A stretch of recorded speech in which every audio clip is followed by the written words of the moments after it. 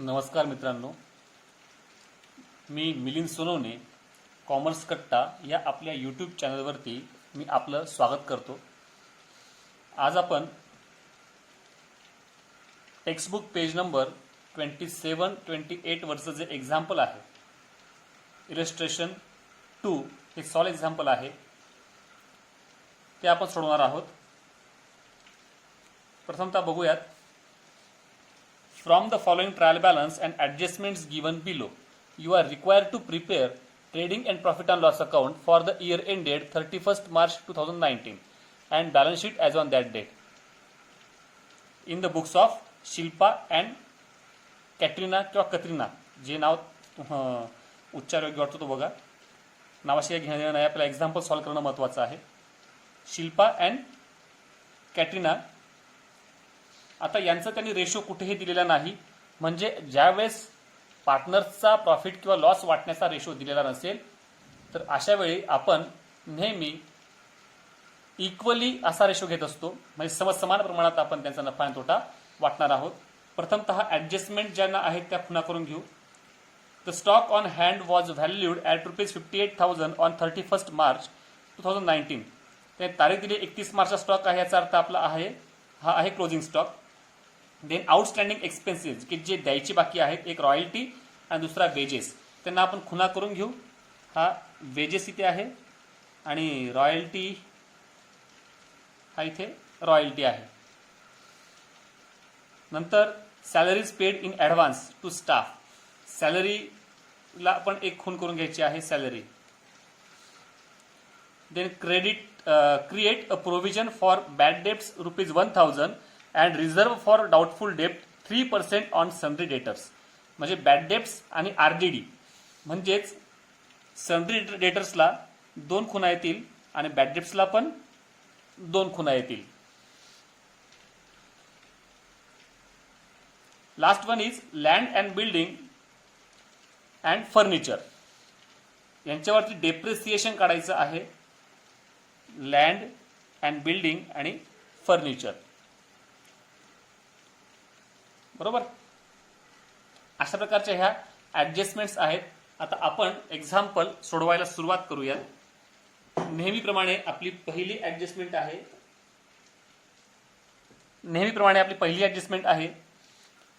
Closing स्टॉकची 58,000. आता आपलं पाठ झालं असेल की क्लोजिंग स्टॉकचे 2 इफेक्ट कोणते आहेत.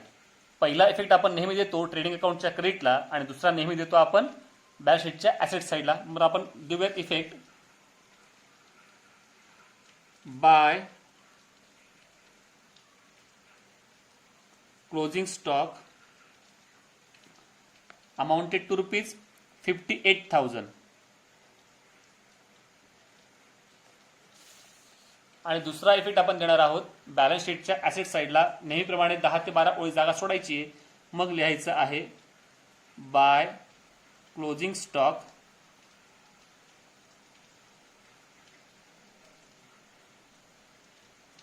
$58,000. Next outstanding expenses, royalties and wedges. हे दोन्हीही आयटम जे आहेत हे ट्रेडिंग अकाउंटचे आहेत. बिफोर प्रोडक्शनचा खर्च हा असतो, त्याच्यामुळे आपण त्याला दाखवणार कुठे, ट्रेडिंग अकाउंटच्या डेबिटला. काय काय आहे, रॉयल्टीज. हा रॉयल्टी पहिले घेऊ आपण. ओपनिंग स्टॉक, नंतर परचेसेस आणि परचेस रिटर्न असेल किंवा नसेल, पण तरीही 3 ओळी जागा सोडून द्यायची आहे. मग लिहूयात आपण टू रॉयल्टी अँड वेजेस आहे ना, पहिले वेजेस घेऊयात. वेजेस ₹3,000 आणि मग नंतर रॉयल्टीज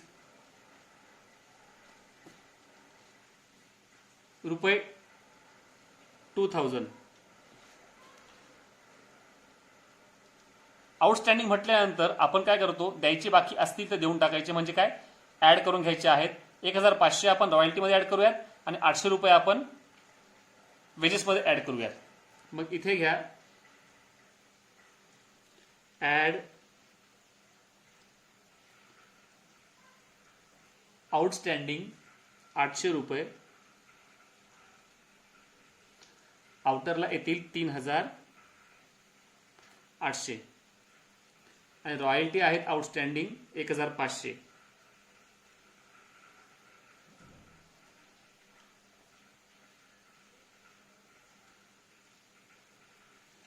आउटरला येतील 3500.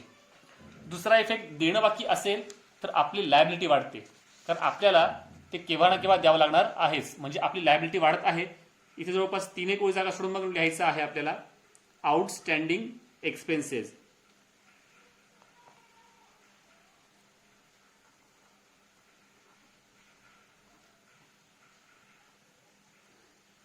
त्यात पहिले वेजेस 800 रुपये,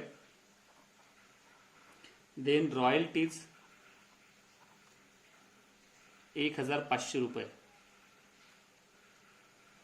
म्हणजेच दोघींची टोटल येते 2300 रुपये आउटरला. दुसरी ही ऍडजस्टमेंट संपली आपली. तिसरी आहे salaries paid in advance to staff. स्टाफला सॅलरी ऍडव्हान्स मध्ये पेड केलेली आहे. मग पहिले आपण लिहूयात सॅलरीज 5000. सॅलरी हा आयटम कुठे जातो, तर प्रॉफिट अँड लॉस अकाउंटच्या डेबिटला. मग इथे घेऊयात आपण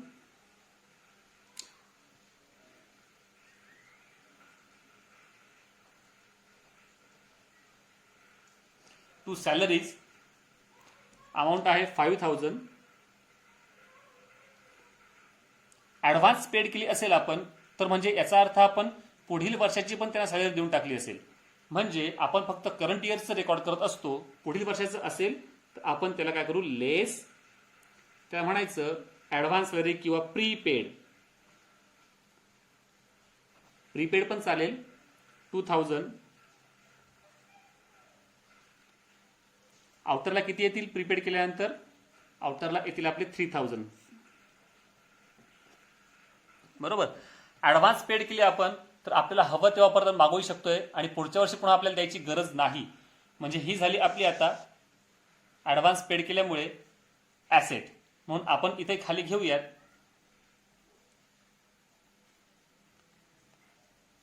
सॅलरी प्रीपेड किंवा प्रीपेड म्हणतो, प्रीपेड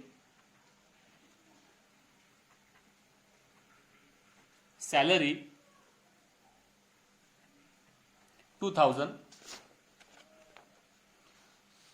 तिसरी ही ऍडजस्टमेंट संपलेली आहे. चौथी जी ऍडजस्टमेंट आहे बॅड डेट्स आणि आरडीची आहे.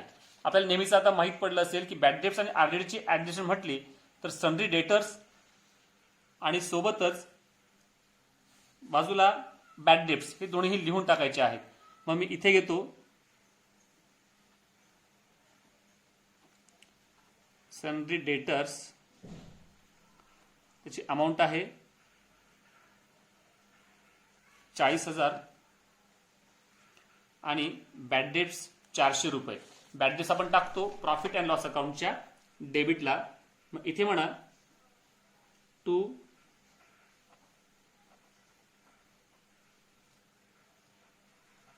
₹400. बरोबर. आता आपण ऍडजस्टमेंट बघूयात चौथी. प्रथम create a provision for bad debts. हे आहेत न्यू बॅड डेट्स. 1000 रुपीज आपले आहेत न्यू बॅड डेट्स.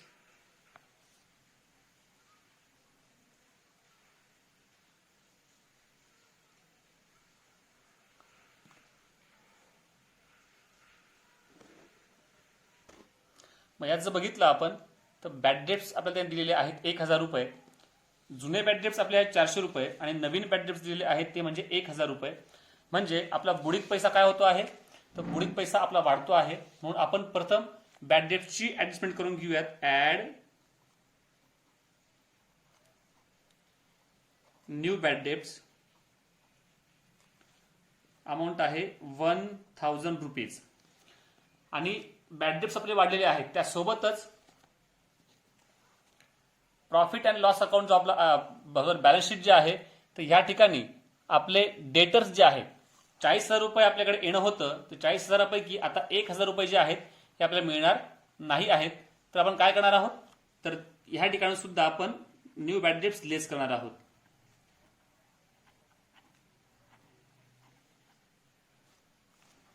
1000 रुपये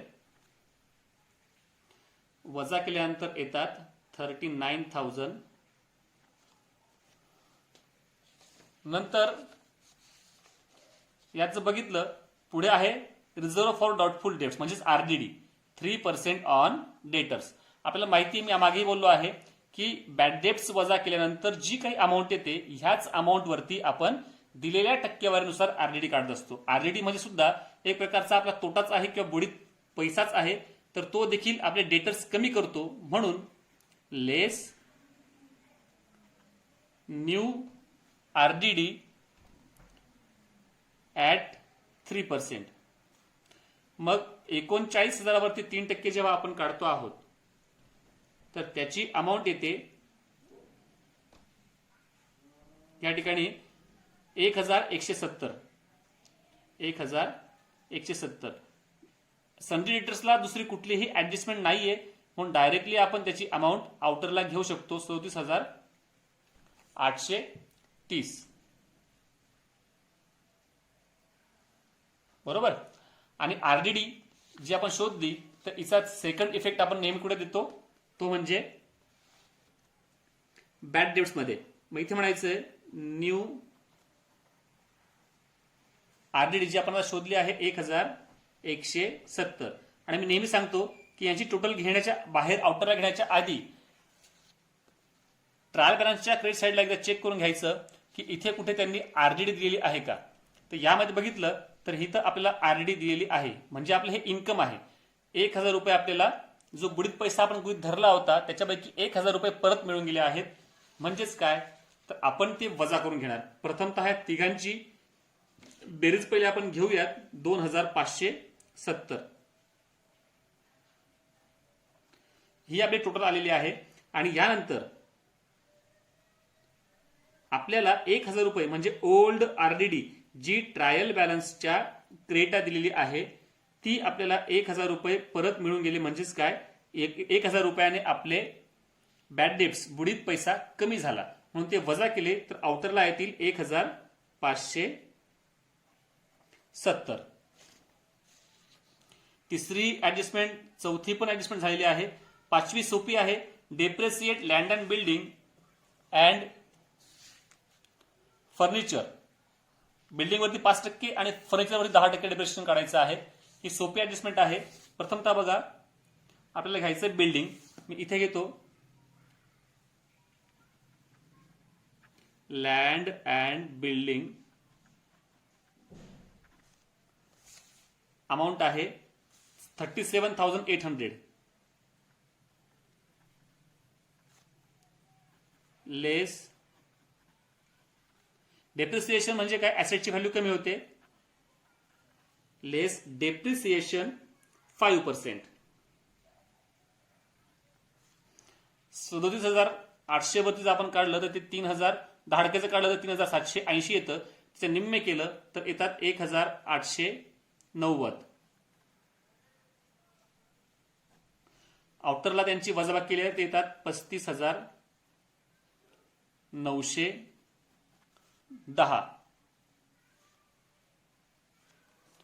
नंतर आहे फर्निचर.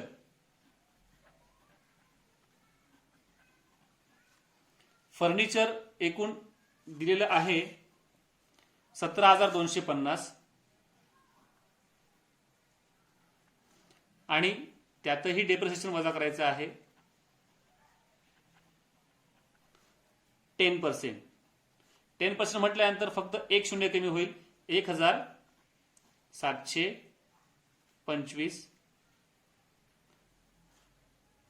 आउटरला 1,725 वजा केल्यानंतर 15,525. मी नेहमी सांगतो की मी टोटल वगैरे मी स्वतः आधी करून बघितलेले आहेत, त्यामुळे मला फास्ट त्या करता येऊ शकतायत. पण तुम्ही जर सोबतच एक्झाम्पल सॉल्व्ह करत असाल तर तुम्ही स्वतः ह्या सर्व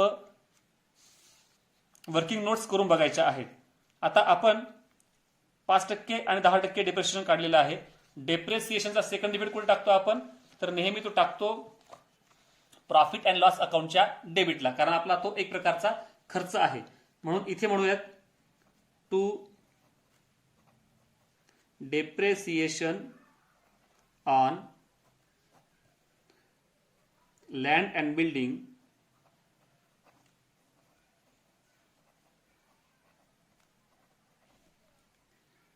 $1,890 आणि फर्निचर 1,725. दोन्हींची बेरीज आपण आउटरला घेऊयात 3,615. बरोबर. म्हणजे आपल्या जवळपास सर्वच ऍडजस्टमेंट संपलेल्या आहेत. आता पोस्टिंगला सुरुवात करायला काही हरकत नाही. आपण आता पोस्टिंग करूयात.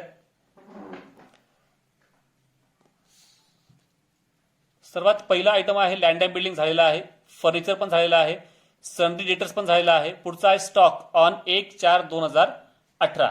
मग हा जो स्टॉक आहे 1/4/2018 म्हणतायत, म्हणजेच कोणता असणार आहे हा स्टॉक? हा स्टॉक असणार आहे आपला ओपनिंग स्टॉक. मग इथे घेऊयात आपण ट्रेडिंग अकाउंटच्या डेबिट साईडला टू ओपनिंग स्टॉक अमाऊंट आहे 65,000 डायरेक्ट आउटरला. नंतर आहे बॅड डेट्स पण झालेला आहे. प्रिंटिंग अँड स्टेशनरी हा आयटम आपण टाकतो प्रॉफिट अँड लॉस अकाउंट डेबिटला, कारण हा ऑफिसचा खर्च आहे. म्हणून इथे घ्या प्रॉफिट अँड लॉस अकाउंटच्या डेबिटला टू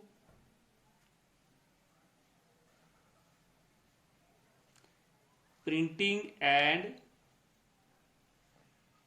स्टेशनरी 4,000 रुपीज अमाऊंट आहे त्याची 4,000 रुपीज. वेजेस पण झालेला आहे, सॅलरी पण झालेला आहे. कॅरेज इनवर्ड याचा अर्थ असा होतो की आपण माल आणण्याकरता जो काही वाहतूक खर्च आपला आला असेल तर म्हणतो आपण कॅरेज इनवर्ड, म्हणून तो जाईल ट्रेडिंग अकाउंटच्या डेबिटला. आणि कॅरेज आउटवर्ड विचारलं असेल तर ते जाईल प्रॉफिट अँड लॉस अकाउंटच्या डेबिटला. इथे घ्या टू कॅरेज इनवर्ड अमाऊंट आहे 4,000. कॅरेज इनवर्ड अमाऊंट आहे 4,000. नंतर सेल्स रिटर्न आपण जेव्हा सेल्स येईल तेव्हा लेस करणार आहोतच, पण त्याच्या आधी आपण लिहून ठेवूयात या ठिकाणी लेस सेल्स रिटर्न ट्रेडिंग अकाउंटच्या क्रेडिट साईडला.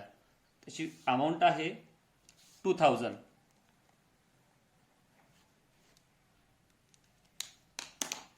बरोबर. नंतर आहे ड्रॉइंग्स आपण काय करतो तर ड्रॉइंग्स आपण पार्टनर्सच्या कॅपिटल मधून लेस करत असतो. मी इथे प्रथम लिहून टाकतो. कुठे लिहिणार आपण तर आपण लिहिणार आहोत बॅलन्स शीटच्या लायबिलिटी साईडला कॅपिटलमध्ये लेस ड्रॉइंग्स. अमाऊंट आहे ड्रॉइंगची शिल्पा 2,000.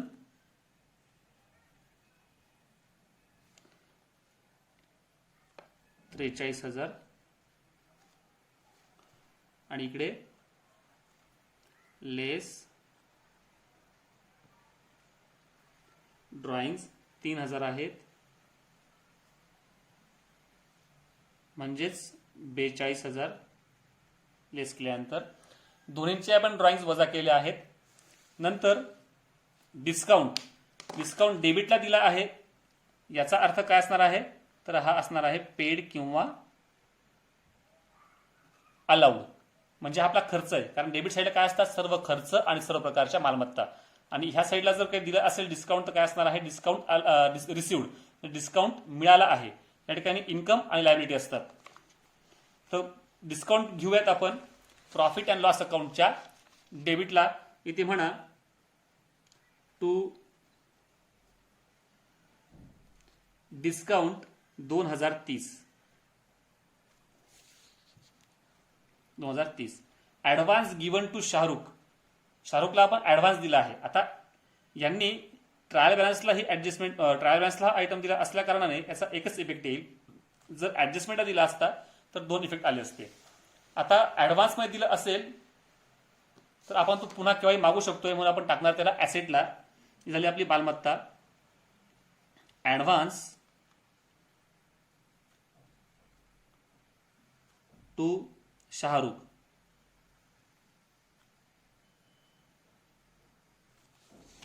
अमाऊंट आहे 10,000. कॅश इन हँड आणि कॅश ॲट बँक. इथे बघा आपण क्लोजिंग स्टॉकच्या वर जागा ठेवली आहे, कारण आपण सर्व ह्या करंट ॲसेट सोबत लिहित असतो. Cash in hand, cash at bank. Cash in hand आहे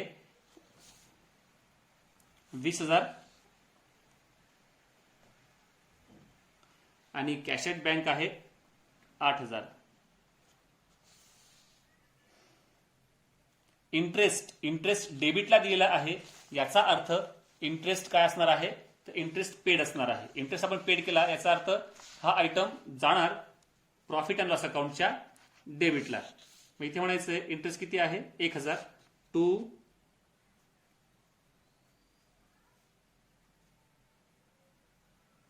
इंटरेस्ट 1,000.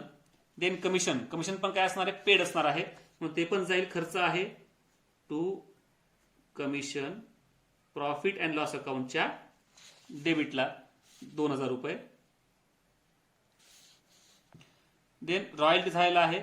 परचेस आपलं बाकी आहे यावेळेस. परचेस पण सांगितले नेहमी की परचेस जर आलं तर लगेच क्रेडिट साईडला चेक करून घ्यायचं आहे की परचेस रिटर्न किंवा रिटर्न आउटवर्ड आहे का. इथे परचेस रिटर्न दिलेलं आहे. मग आपण परचेस घेऊयात ट्रेडिंग अकाउंटच्या डेबिट साईडला इनर कॉलम मध्ये. इथे म्हणायचं आहे टू परचेसेस 50,000 रुपीज, 50,000 रुपये. आणि त्याच्यातनं आपण जे काही रिटर्न्स दिले आहेत ते वजा करून घेणार आहोत. लेस परचेस रिटर्न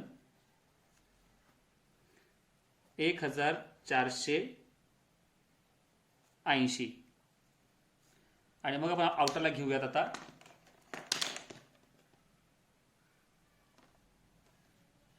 हे वजा केल्यानंतर यामध्ये पुस्तकात जर तुम्ही बघितलं तर चुकीचं दिलेलं आहे, तर त्याचं उत्तर येतं 48,520. त्यानंतर पुढे बघूयात. परचेस झालं, कॅपिटल आपण दोन्ही पार्टनरचं घेतलेलं आहे.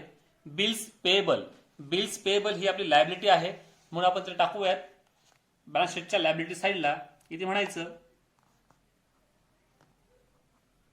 बिल्स पेएबल, अमाऊंट आहे 17,500.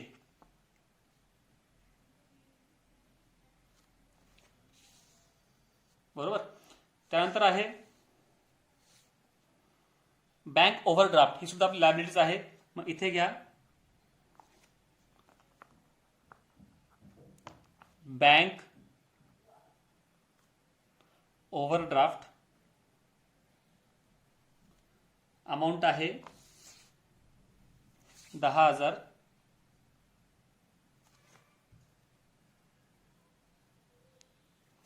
नंतर आहे परचेस रिटर्न, हे झालेलं आहे आपलं. सन्ड्री क्रेडिटर्स सुद्धा आपली काय आहे, लायबिलिटी आहे. इथे घ्या लायबिलिटी साईडलाच सन्ड्री क्रेडिटर्स 22,000. नंतर आहे बँक लोन, ही सुद्धा आपली लायबिलिटीज आहे. लायबिलिटी साईडला घ्या बँक लोन 15,000. इंटरेस्ट रिसिव्ड म्हणतायत, म्हणजेच काय, आपल्याला व्याज मिळालेलं आहे. व्याज मिळालं असेल तर आपण कुठे टाकणार, तर प्रॉफिट अँड लॉस अकाउंटच्या क्रेडिटला. मग इथे म्हणायचं आहे प्रॉफिट अँड लॉस अकाउंटच्या क्रेडिटला बाय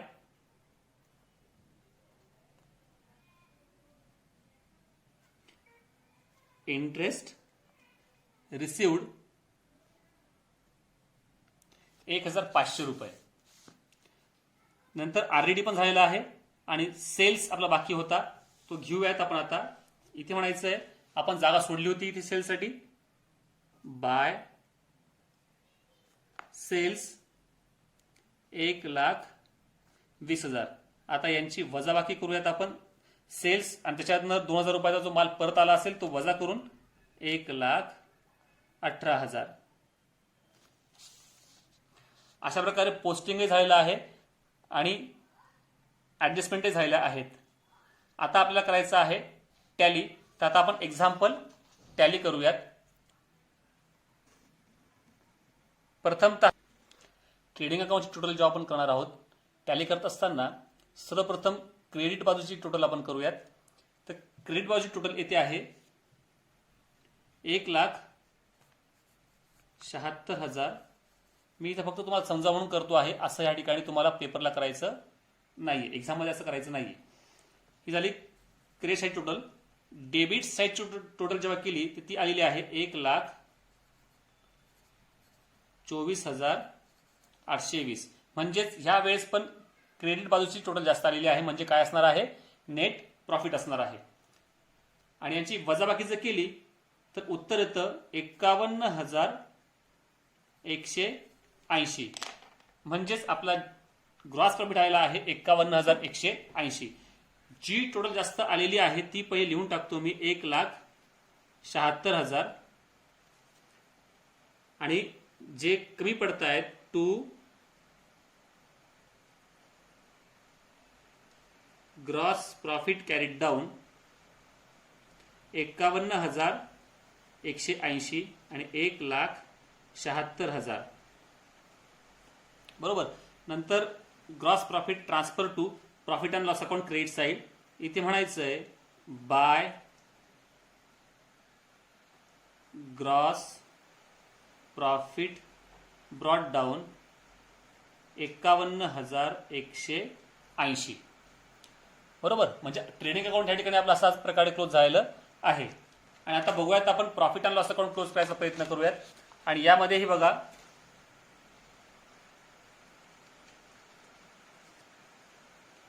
या ठिकाणी जर बघितलं तर क्रेडिट बाजूची टोटल इथे आहे 52,680 आणि डेबिटची येते आहे 17,215. याची वजाबाकी केली तर उत्तर येतं 35,465. म्हणजे आपल्याला ह्याही ठिकाणी क्रेडिट बाजू जास्त आली असल्या कारणाने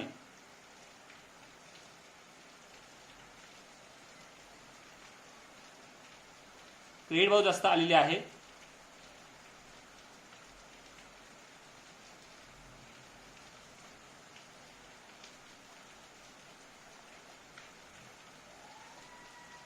तर आपण क्रेडिट बाजूची बेरीज पहिले लिहून टाकूयात 52,680 आणि 35,465 इतका नेट प्रॉफिट आलेला आहे. इथं म्हणायचं टू नेट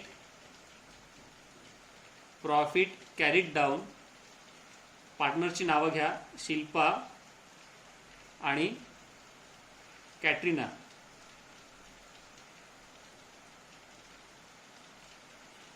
आता नेट प्रॉफिट आपला आलेला आहे एकूण 35,465.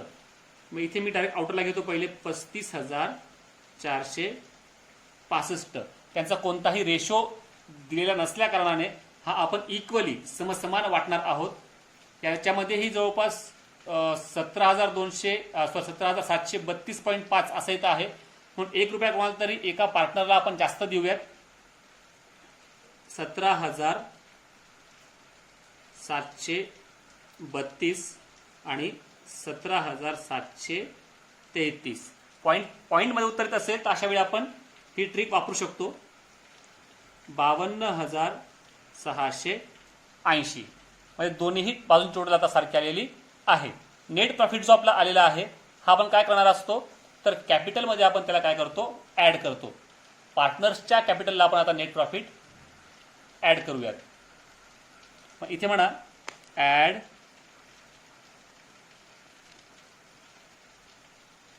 Net profit 17,732.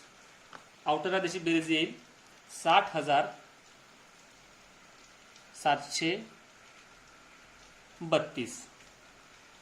आणि कॅटरीनाची ॲड नेट प्रॉफिट 17,733. यांची ही बेरीज घ्या आउटरला 59,733. बरोबर. आता आपल्याला बॅलन्स शीटची टोटल करायची आहे. बॅलन्स शीटची टोटल जी आहे तर दोन्ही बाजूची सारखीच आली पाहिजे. ह्या बाजूची येते 1,87,265 आणि ॲसेट बाजूची पण तेवढीच आली पाहिजे आणि ती येते 1,87,265. म्हणजे आपला कुठलाही आयटम राहिलेला नाही. सर्व आयटम आपण कव्हर केले आहेत. आणि अशा प्रकारे आपलं तिसरं एक्झाम्पल म्हणजे पेज नंबर 27-28 वरचं जे एक्झाम्पल होतं, सॉल्व एक्झाम्पल इलस्ट्रेशन 2 आपण पूर्ण केलं आहे. एकदा फक्त एक्झाम्पल जे सॉल्व केलं आहे त्याच्यावरती नजर मारून घेऊयात. प्रथम ट्रेडिंग अकाउंट, आलेला ग्रॉस प्रॉफिट, ट्रान्सफर केला ग्रॉस प्रॉफिट आपण. नंतर profit and loss account, profit and loss अकाउंटमध्ये हे आपल्याला आलेलं आहे नेट प्रॉफिट. नेट प्रॉफिट आपण काढलेला आहे. नंतर टोटल केले आहे 52,680 आणि हाच नेट प्रॉफिट आपण ट्रान्सफर केलेला आहे बॅलन्स शीटमध्ये. तर बॅलन्स शीटमध्ये देखील बघितलं आपण.